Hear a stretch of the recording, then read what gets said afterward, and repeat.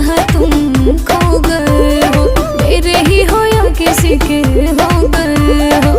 मुझे तुमसे मिलना है, बात दिल की कहना है, सही सही टाइम तो बताना। बाबू कहाँ हो? तुम्हारा बाबू व्यस्त है, महादेव की भक्ति में मस्त है। अच्छा। और सावन सुनो तुम नजर नहीं आना, तेरा बाबू हो चुका है महादेव का दीवाना।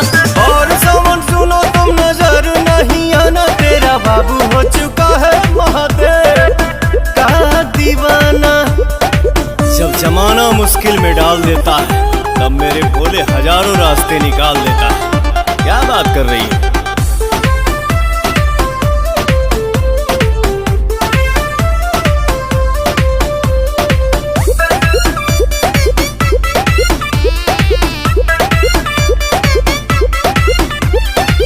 ऐसन बोला के हूँ करे लगा, 24 घंटा ध्यान धरे लगा।